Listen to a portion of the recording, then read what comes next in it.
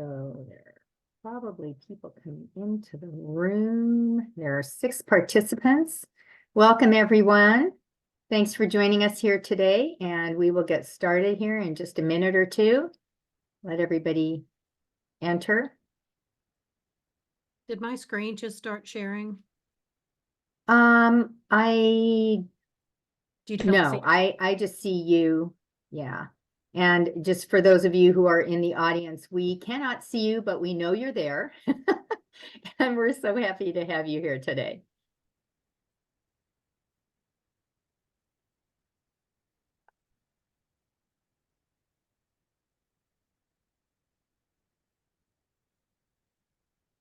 Okay, it is straight up 12 noon. And so I think we will go ahead and get this party started. So welcome to the second of our 5 Lunch and Learn sessions focused on building a high-performing development program. These sessions are presented by Lori Slaughter, the Executive Director of ARCS Foundation, Oregon. Today, we're going to learn how to build a major gift portfolio.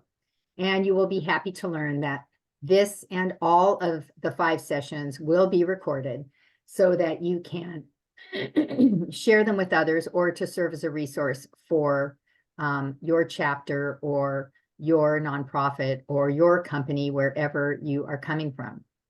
My name is Diana Gordon. I am the president of ARCS Foundation, Oregon, the sponsor of these sessions. If you are not familiar with ARCS Foundation, we are a women-founded, women-led organization that provides funding to academically outstanding PhD students in science, technology, engineering, and math. I'll share the URL for our website and my personal email address in the chat for those of you who would like more information. Now, a word about our presenter. Lori Slaughter was hired as the first executive director of ARCS Foundation 2 years ago, bringing with her 25 years of experience in leadership and development. Her work with development leaders at UCLA, OHSU, and other foundations aligns with higher education, medical research, and healthcare.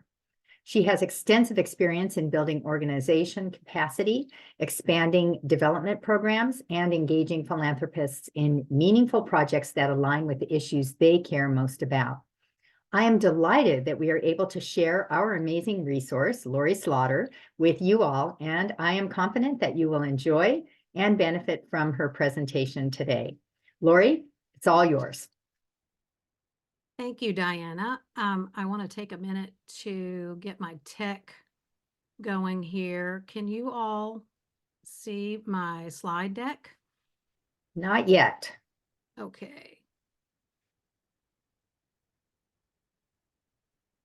There we go. Let me make sure it is on slideshow. Bear with me for 1 second. Now, how does that look? That looks perfect, Lori. Done that. And Diana, thank you so much for your introduction. I appreciate it. And thanks to everybody for taking time out of your busy week to join us today. Just like last session, I'm going to be sharing some knowledge and experiences in development from a staff perspective. And as Diana mentioned, I was fortunate enough to work for UCLA Foundation pretty early on in my career. And it's where I learned the most about major gifts and also fell in love with the practice of it. Working in major gifts is a passion of mine because I have many opportunities to get to know some fascinating people on a deeper level and walk beside of them as they try to make the world a better place through transformative gifts.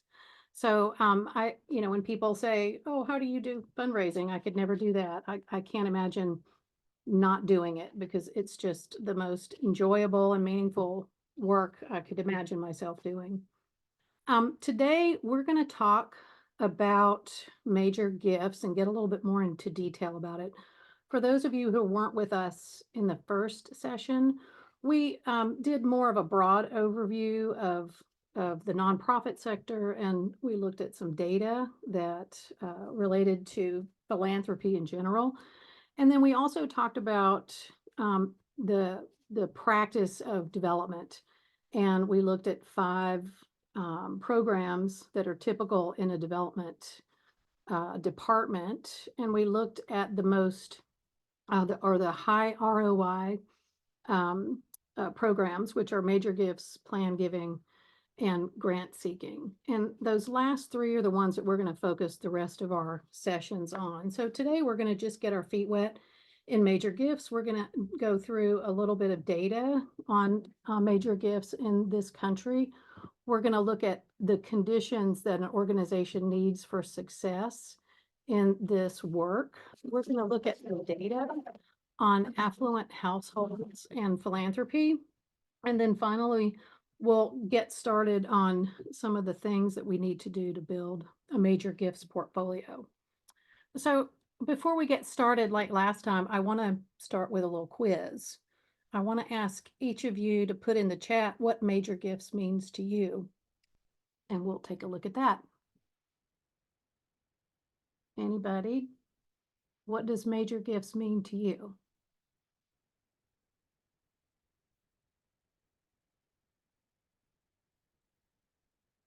Okay, no one is chatting.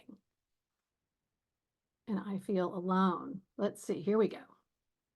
Jen, gifts that are above 2,500, sustaining funding over time. Anne, great. Elizabeth, leaving a legacy, nice. A substantial gift. Impact, things that drive a large endowment, very good. All of that is absolutely correct. I do want to share what the Council for the Advancement and Support of Education, when my clicker works again. There's a professional association for those of us in advancement. And this is what they define as major gifts. Major gifts focuses on securing high value gifts from a small number of prospects with the capacity to give at the highest level. They may be less frequent, require substantial investment in cultivation and solicitation of donors, but they are high value and can be transformational for an institution. So that's what they say. And I'll tell you, my perspective on major gifts is that it's really an ongoing and thoughtful process of building and maintaining authentic, long-term relationships with a small group of individuals who share a passion for the cause that you represent, have philanthropic intent, and financial capacity to provide significant resources to further your organization's mission.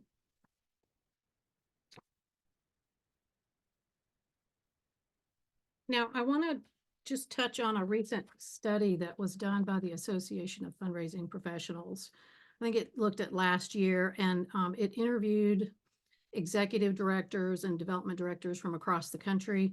And the topic was major gifts. So the study showed that most of the a majority of the respondents considered 10,000 or more a major gift. And then this is something that is significant and has been true for quite some time, or at least as long as I've been doing major gifts, that a high percentage of the total dollars raised in nonprofit sector come from a small group of donors. And that really speaks to the importance of major gift work. 53% of the respondents in this study said that major gifts were absolutely vital. And even though that is true for them, almost 60% did not have a major gift strategy. 67% of them had no full-time major gift officer. And then 3/4 said that lack of investment was the reason that they didn't have a major gift program.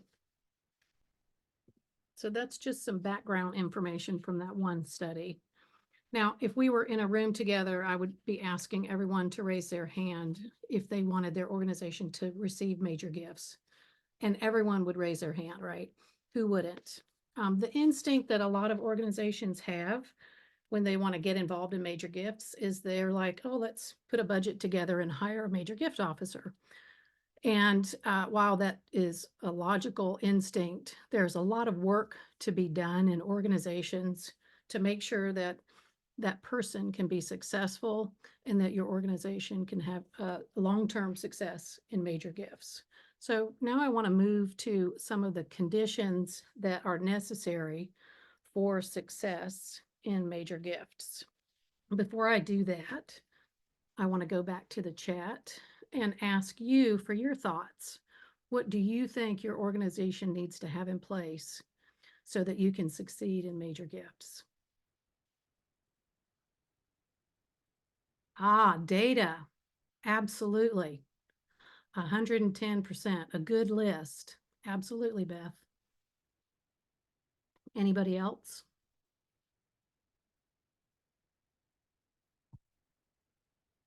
Prospects. Absolutely. We'll talk about that later on in this presentation. So I'm going to go over the ones that I have seen lacking when I have come into a major gifts position in the past, and I've had to do this many times. So I feel like I have a good handle on what is typically missing so that we can address that before we get deep into major gifts. So the organization itself needs to have a clear strategic direction and a development plan that supports that direction. A history of success with the data to back it up. A healthy donor base. Beth, you mentioned that for sure. Accurate data. Contemporary software and systems. And what a lot of people don't think about, and I'm going to thank Elizabeth Bell for being our treasurer. She is absolutely on task with fund management here. The more major gifts you get, the more restrictions you will have on those gifts, and you need to be able to set your accounting on the back end up so that you can manage your funds properly. Thank you, Elizabeth. Some other things that are necessary, your leadership at the executive and board level, as well as management, should understand where you're at with your fundraising at all times, what's working, what's not working, especially when you come into budget season. So you need to have a pretty extensive reporting suite to help you make those decisions and understand where you're at. You also need a budget for major gifts, and I'll talk a little bit more about some details under that in just a second. Your team needs to be working off of the same playbook, whether they're volunteers or staff. The skills and knowledge needs to be similar and need to be on the same page. They also need to have time to do this kind of work. You can't really fit this in between phone calls or filing 990s or whatnot. You really have to set aside significant time for your team to focus on major gifts. You need to have gift opportunities that are varied and attractive and also flexible so that when you're talking to a donor, you know what can be adjusted to fit their needs and still meet your organization's needs. And then supporting policies as well. And I'll talk a little bit more in detail about that in just a second. So let's look at policies. Beth, I know you're on here and you're going to take notes on this to make sure we have all of our things together. But some of the things that are needed specifically to support a major gift program, you need financial checks and balances. One of the most important things your organization can do is build trust with its donors. They need to trust your organization to handle their money properly, and financial checks and balances is a part of making that happen.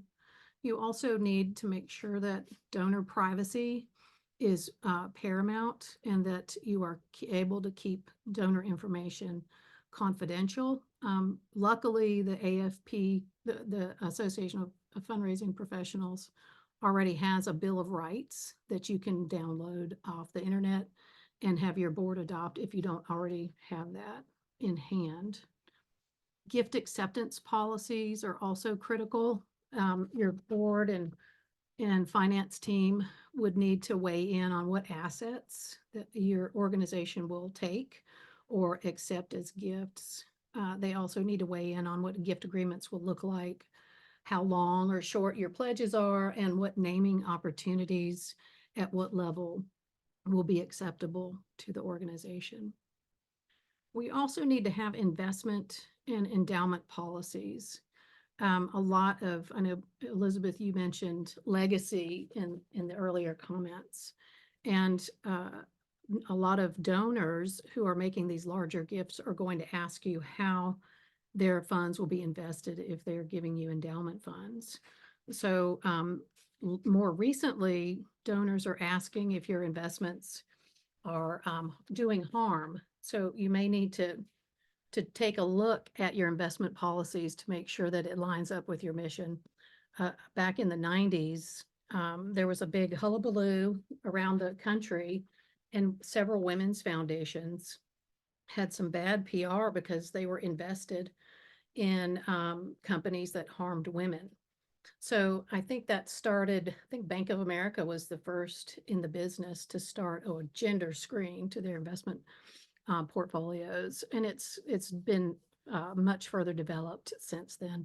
Now we have ESG investments, which luckily our chapter it has adopted, and it looks at environmental investments as well. And it's something that we are proud of, and we can defend that to our donors because many of our scholars are working on climate change mitigation, and we couldn't be investing in things that make that problem worse. So make sure to really think through those policies about how you invest your money. And then finally, operations policies, very critical. I won't tell you which organization, but one of my first 2 weeks in a new role as a development director, I was cleaning my desk out. I opened up the drawer and there were checks, gift checks sitting in the drawer that were several months old, and they were attached to some pretty significant donors, and they were 4 and 5 figure gifts. So clearly that can't happen in your operation. So you need to make sure you're tight and you deposit and process your gifts within the first day or so of receiving them. You also need operational policies around data management, the way you manage your prospects, and how you move your prospects through a gift process, and that's called moves management. Your gift opportunities, just a couple of things here I want to touch on there. So when I think of gift opportunities, I think, donors, we can't exist in the nonprofit sector without the fuel to make our missions go, and that is or gifts. And so and the reverse of that is that donors can't have impact in the way that they want without us. So we are offering them an opportunity to make a difference in the causes that they care about. So what we want to make sure of in our gift opportunities is that there are a variety of commitment levels. So whatever your financial goals are for your fundraising, you'll want to make sure you have what can we do for 50,000, what can we do for 100,000, and so on. We also want to make sure those opportunities are supporting the broader goals of the organization. Whether you're in a growth mode, you're expanding your capacity, you're building endowments, or you have capital needs or facilities, you'll want to lay that out in your gift opportunities. And then if there are naming opportunities that come along with some of those gifts, you'll also want to define that there. And then lastly, and maybe most importantly, you want to make sure that in your gift opportunity, you touch on the anticipated impact of that gift. I think this is the last one for conditions for success, but this is around your team. When I think of the best fundraisers for major gifts, these are people who can really paint a big picture of impact. We know that big ideas drive big gifts, and the people who can talk about that in the biggest way, in the most visionary way. They usually tend to do well in major gifts. Teams also need to have deep knowledge of the cause and the current environment you're in. For example, we know that STEM has a lot of challenges with equity. So I need to be advised of that and understand what those statistics are as I move forward and engage major donors in those conversations. They're especially asking more these days about issues related to equity. And obviously, your team needs to be naturally curious and also just very adept at relationship building. There needs to be some experience and comfort engaging with high net worth individuals. And again, time is very important. This is, working a portfolio of major donors is a focus area, and it's really hard to do that when you are juggling 20 other things. So think about the time that you need and to have your team focus on this important work. And then lastly, budget. So you also want to set aside some budget for your major gift work. And that can include things like modern technology and tools. You may want to send your staff or your volunteers to training and conferences. You may want to invest in research and append your data. And there are lots of opportunities to do that.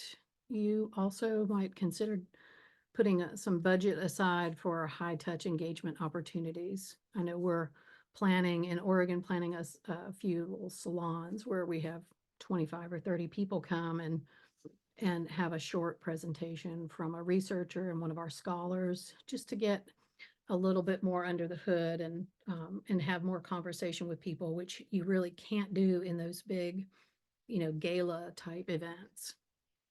Accounting, I touched on that a little bit before, but it'll be really critical to make sure your accounting codes are going to be able to support highly designated funding, because that is a trend in major gifts.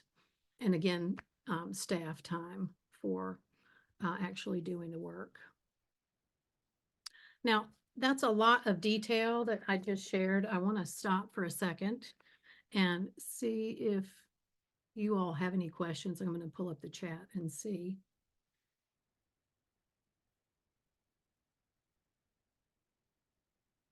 Okay, I don't see any in here, so I'll give you, one more second.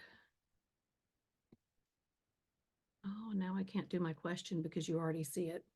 So now we're going to move on into a recent report on affluent households. Every other year, the Indiana University School of Philanthropy and Bank of America do a report on high net worth individuals and philanthropy, and they published their latest report last year. So the next few slides are going to cover some of the key data that we are seeing out of that report. So the good news is that 85% of affluent households gave to charity. I think this is a look at 2022. And that is compared to 41% of the general population. The average gift of affluent households was 34,000, almost 35,000 versus a little over 2,500 for the general population. Affluent households are more likely to give than to volunteer. And I like this last finding that 85% of the people in this study in high net worth households had confidence that we as the nonprofit sector could solve some of our societal and global problems.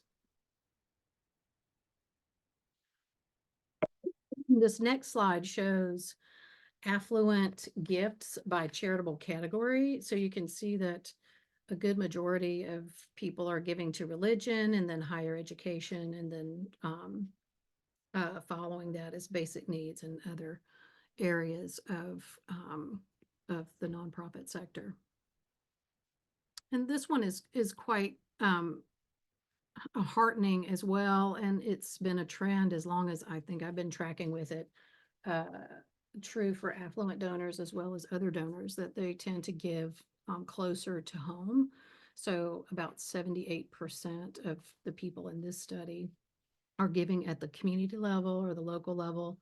And then about 38% are giving at the national level, and then a few statewide and internationally.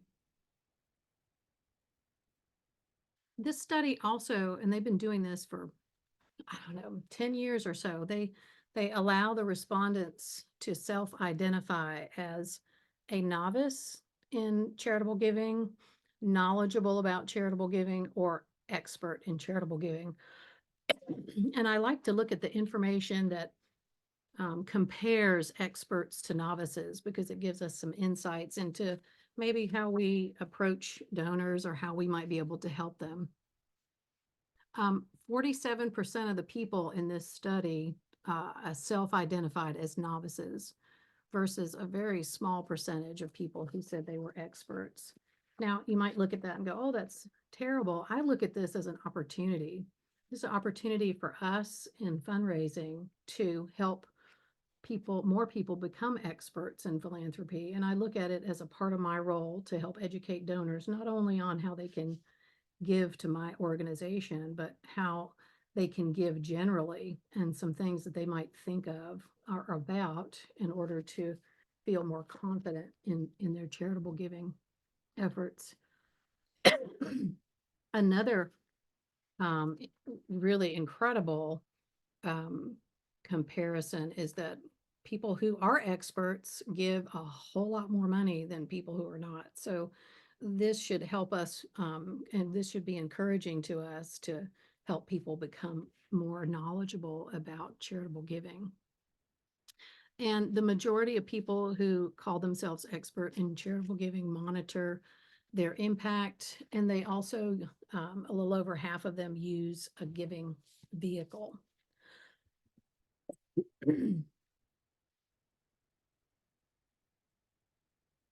This next slide talks about motivations for giving. It's a little bit hard to read, but you can see the dark blue people said that this was never the case for them. The teal is sometimes, and the green is always. So the thing that motivated people the most is that they believed in the mission of the organization that they were giving to. So that kind of makes a lot of sense to me. And then the next level down, when you believe that your gift can make a difference. So this is interesting and kind of validates a lot of what we see and hear from our donors, but it's nice to see it in a study like this. This slide also helps us understand how major donor prospects may want us to reach out to them. Now, this is generalized, and you know, some people do prefer different things. So I think your CRM or your technology should be able to help you track that with those individual preferences. And then this last slide, I really want to, I look at this as, this is really something that is illuminating and helps us also understand opportunities to help people with their giving. So the question in the survey is, which of these things are challenging or challenges to your charitable giving? So the first one, and the one that most people selected, was identifying what I care about and deciding what to donate to. Now, in the last session, if you'll remember, there are 1.5 million nonprofits alone just in the US. So you can imagine that it would be challenging to figure out where to put your money. And in my conversations with donors over the years, it's one of my questions is, you know, what do you want to accomplish with your philanthropy? That's my passion question. And more often than not, I get crickets. And it's just because people haven't thought about this yet. So this is an area, that very first one, that we can really help people with.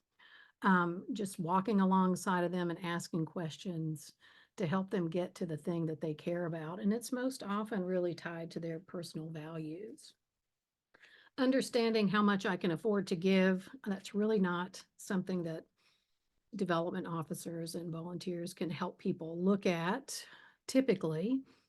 The third one, allocating time to volunteer, that's, we can offer volunteer opportunities, but the allocation of their time is more personal.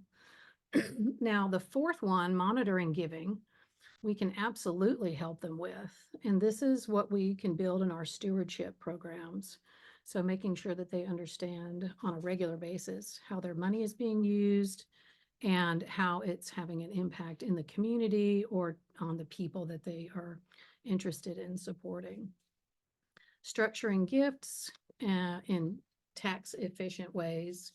We are not in the business of advising people on their taxes. So we have to make sure that we pull in experts and, even though we don't say, oh, go to this firm or that firm, we can help people wayfind there. Also, many plan giving departments will host educational sessions, and I think we may also think about doing that here in Oregon, just to give people an idea of some of the things that are coming around the corner. And then the last few, we really don't have any play there either. But the first one and the fourth one, we can really look to our program to build in things that help address folks' challenges and help ease that burden for them as they're making charitable gifts.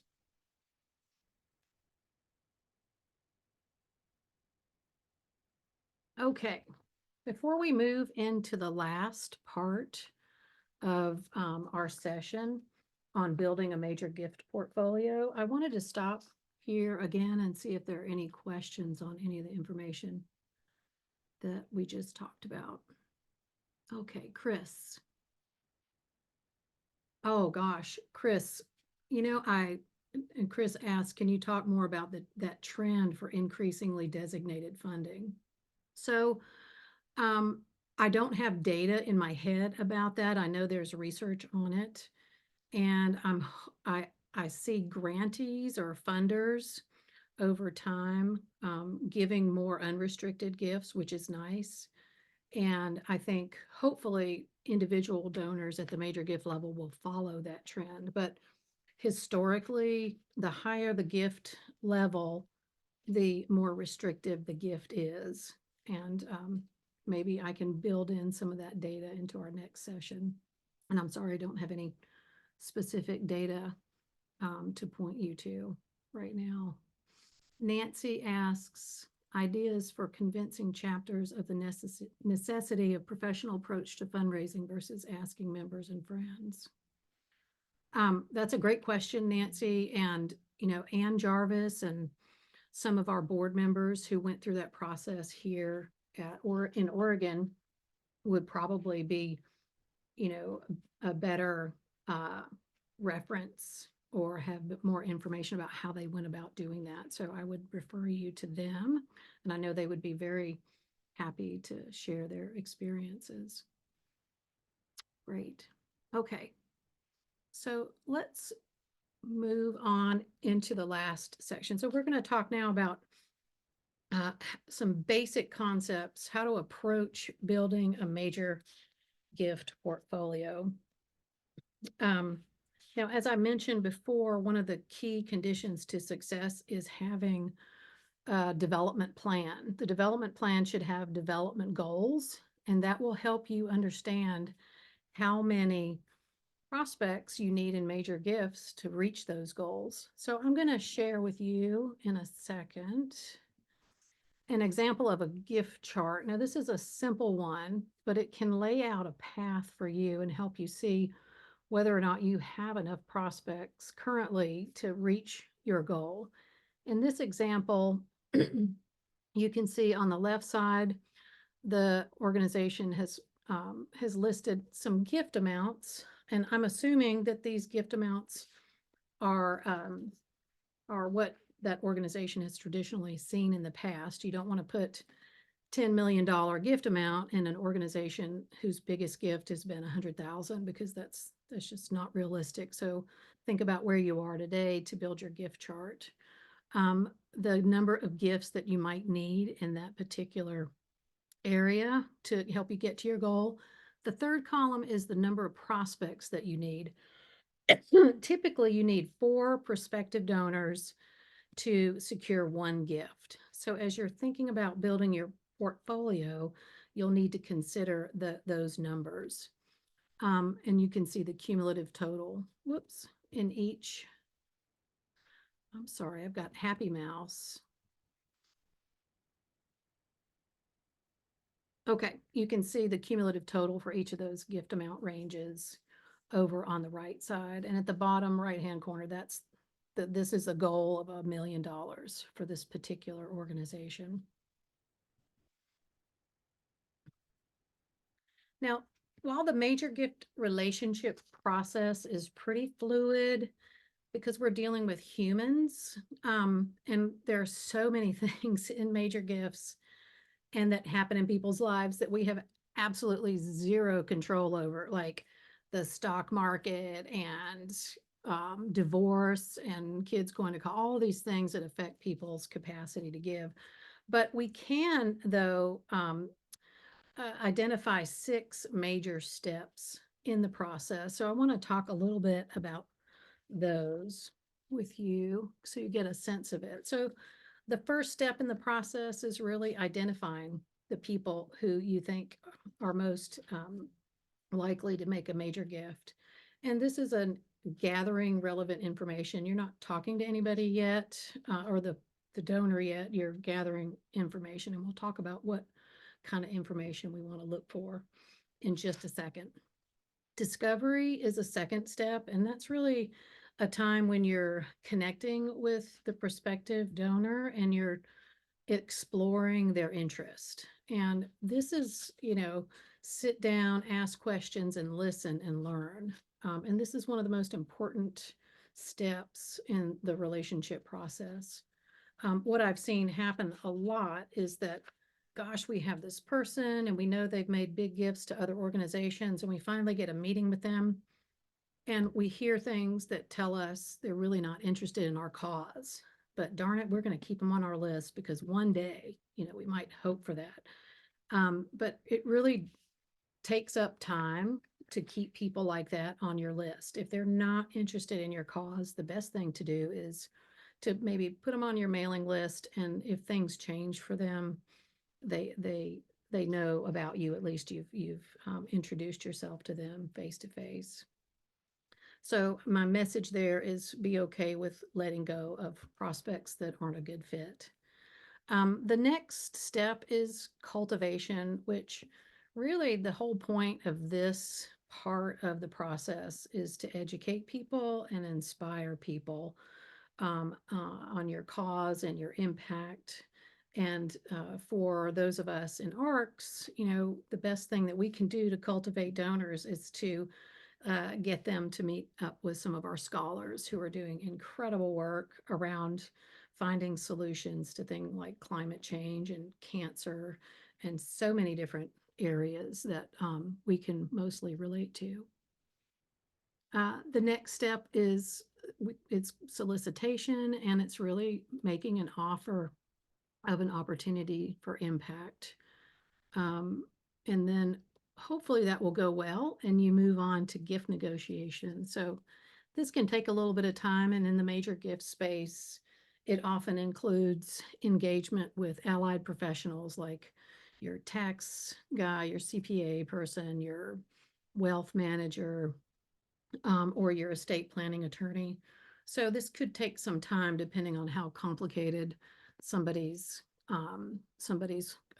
portfolio is. And then finally, stewardship, which is not only expressing gratitude to the folks for making significant gifts, but sharing impact on a regular basis, and then starting to plant seeds for their next gift. Now I'm going to stop there and see if I think there's some question in the chat before we go on. Oh, good. Yeah, Diana, that's a good comment. So I think you're referring to letting go of prospects who don't have an affinity for your organization. So Diana says, connect them with your friends who are in other nonprofits that they might have an affinity with. And I think I told Diana this story before, that I've actually had people make a major gift to my organization because I did just that. I pointed them to another organization where they had more passion, and they made a major gift just because I did that. So, planting those good seeds can also bring you back something to your organization. Are there any other questions before we move on? Okay, I don't see any. Oh, Chris. Chris asks, regarding outreach preferences, is there data not on how donors prefer to be reached out to personally? She finds email the easiest to ignore, but what's most effective in raising funds? That's a great question. I mean, my experience is face-to-face visits, even though they don't say that they prefer that. We know that the more face time you spend with someone, the more likely it is that they will, that will result in major gifts. And typically it's 7 touches the last time I looked at the data, Chris. So, and touches are meaningful. It doesn't mean you see them in the grocery store and say hello. It's something to do with your organization that is a part of educating and inspiring them to take a next step with you. You're welcome. Okay.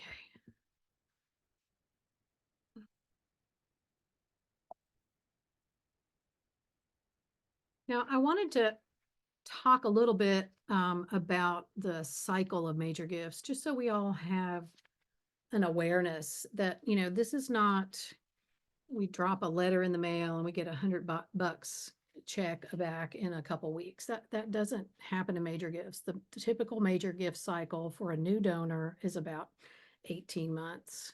Sometimes it's shorter, sometimes it's longer, but that's pretty typical. And this is just outlining what we just talked about, those steps, those 6 steps. So if you're just starting out in your major gifts program, or you're scaling up and trying to get in front of new people, then your sales cycle is going to be longer. So if you're doing budgeting and projections, then you might have to push out when you think those major gifts will actually be realized. Now, as your organization matures and your major gift program matures and you have more major donors who are giving to you, that cycle can shorten quite a bit. So you're going from stewardship to talking about a new gift opportunity, or soliciting that and negotiating a new gift. So I don't have any data, and I haven't seen any data that says this is 12 months or 8 months. But it is significantly shorter in practice, based on what I've seen in the past.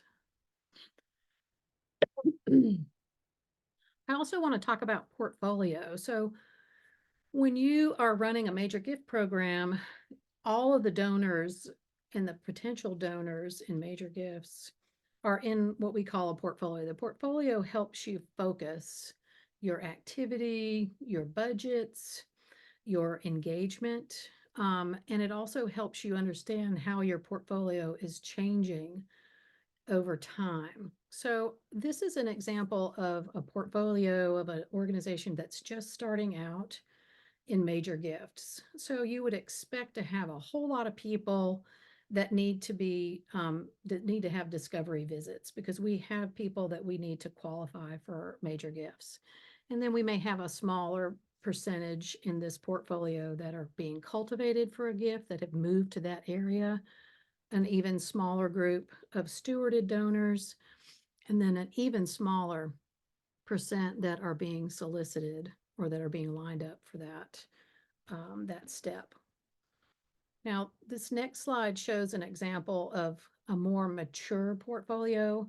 So you would expect to see a little bit more balance in this portfolio. You want to have enough people in the discovery step so that you're always bringing people along. And then another larger chunk in cultivation. you would expect to see a good percent of your portfolio in solicitation and stewardship. So that, it's never going to look exactly like this, but you do want to balance it. And if you look at this over time each year, you want to see that discovery bucket get smaller and cultivation and solicitation and stewardship get larger. That's how you can kind of see how your portfolio is moving forward. Now, I'm going to stop before we go into identification and see if there's another question in here. Okay, Nancy is asking, at the chapter level, our biggest obstacle is getting the first meeting. You and everybody else, Nancy, you are not alone. That is the hardest part of major gifts. I've spent a year getting a meeting with a Microsoft guy when I was back at UCLA, and I remember I finally cozied up to his receptionist, and she sent him a message, and I set up a meeting with him and the dean of the school where he had his degree, and I came back and we went out for drinks with my colleagues. I was like, yay, this is the best day, right? Because it had taken so long. We will talk a little bit more about discovery visits and how to get meetings, Nancy, in the next session, the second session on major gifts. So yeah, it's challenging and it can be defeating. So hang in there. And, another good characteristic of a good major gift officer or volunteer is just you don't give up. You keep going, no matter how many people say no or not now. All right, so let's go into the actual steps of starting to build a major gift portfolio. So you want to identify the people that are the most likely to make a gift at the higher level to your organization. So I want to ask you to put in the chat, what do you think you're going to be looking for? Or where do you think you're going to be looking to find major gift prospects? And you can just put in the chat your thoughts.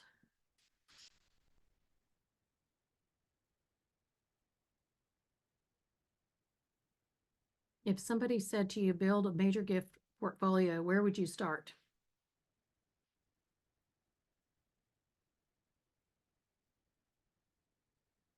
Yep. Other gifts made to foundations with similar interest. Absolutely. Diana. Jen from Seattle says from your donors who are giving 250 plus. Correct. Beth, other similar foundations. That's right. Nancy, business directory of major corporations in the region. Absolutely. Those are all great places, and you've mentioned some of these. So the first place to look is close to home and in your donor database. You also want to look at your volunteer lists, board member and volunteer networks, people who have participated in your lectures or activities or events. And as Diana and Beth said, other like organization donor lists, news and business journal, like Nancy said. A good place to also find lots of information on individuals is corporate websites. So I do a lot of looking into people's boards, what they have bios or executive bios often tell you what they're interested in.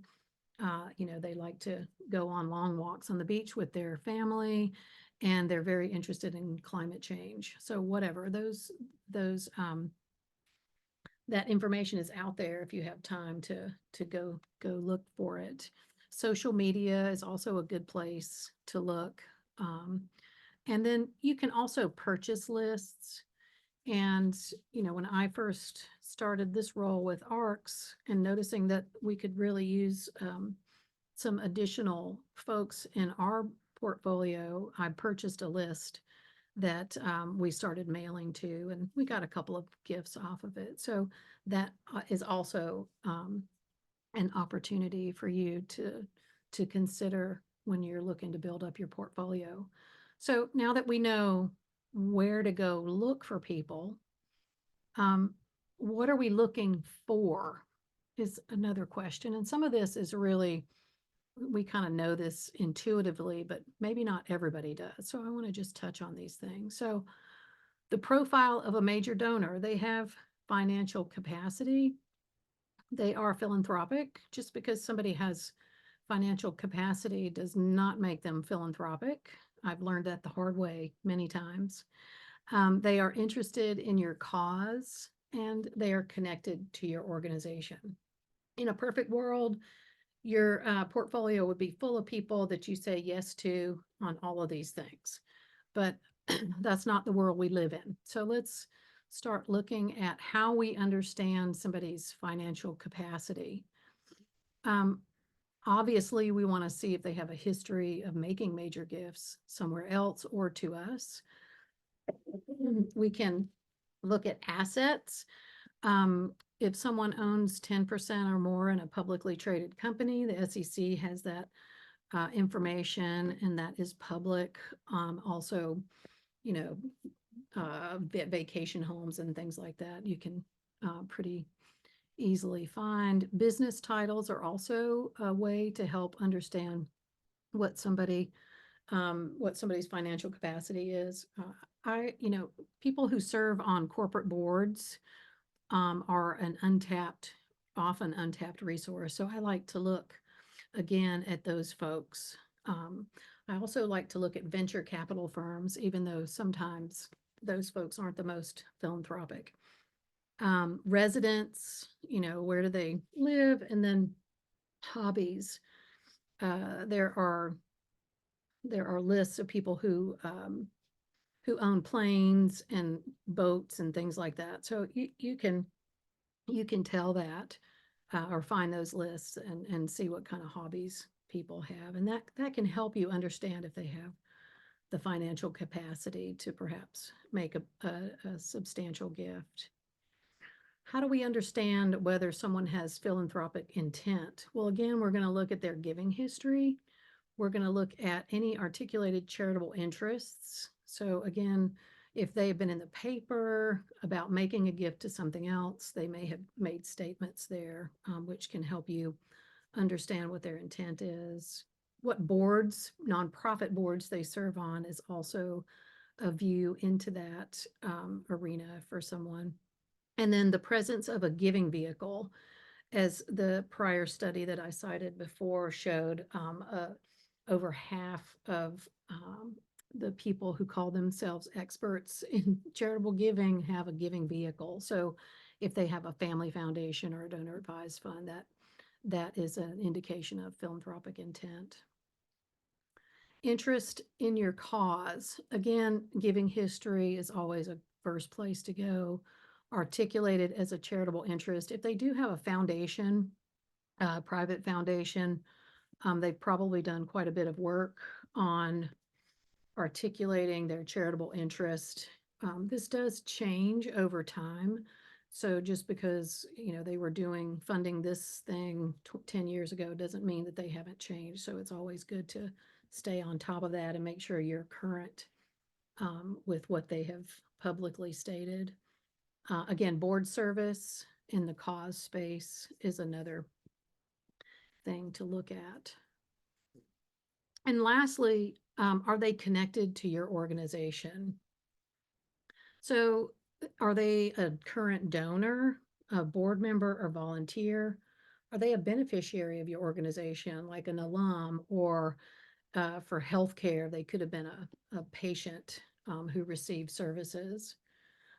You can look at their involvement with like organizations. You can see if they participated in a lecture or event of some sort that you have hosted.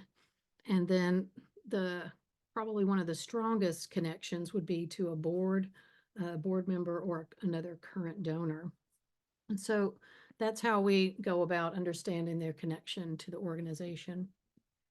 Now, again, in a perfect world, we would have a portfolio full of people who answer yes to all of these questions. But if you do have a few people that look that way, then they should make it to the top of your prospect list, right? You want to talk to them first because they're probably the most likely to take a meeting with you, Nancy, and hear what you have to say about your organization. Usually you may have half of these questions answered in the affirmative, and that's okay. I would just move them down to like a B or a C list. So you wouldn't start spending much time on them, but make sure that you get through to them at some point. Now, that concludes the information that I had to share today. I did want to let you know that our next session is on discovery visits, as I mentioned, and helping find alignment with donors when you're having conversations with them. I'm delighted to let you know that Jamie Brown, who is a board member of ARCS Foundation Oregon, and she is also a senior development director at OHSU Foundation, will be joining us. And she'll be sharing her observations and experiences in discovery visits. And Nancy, she can probably share some more insights into how you get that first meeting, because it's a big, huge challenge. So I want to see if anyone has questions on anything that we talked about today. Okay, Nancy, Aletha. Let's go to Aletha's question. Who has capacity, at least some knowledge of your mission or org? I don't know if I'm tracking on that question, Aletha. You might, if you can, maybe expand on that so I can take a look at that in a second. Nancy, yes, slide deck. So I will PDF both slide decks from last time and this time, and Alex will be sending them out along with a link to both of the recorded versions to everyone who registered here. Oh, thank you, Beth. I appreciate you putting your questions and answers in here and being a good participant. Oh, Aletha is talking about who'd make a good prospect. Yeah, I would go back, Aletha, to the people who, let me go back to that slide. The people who are, have philanthropic intent, the people who have capacity, financial capacity, people who are connected to your organization, and people who are interested in your cause. They are going to be the best prospects for your organization moving forward. Does that answer your question well, Aletha?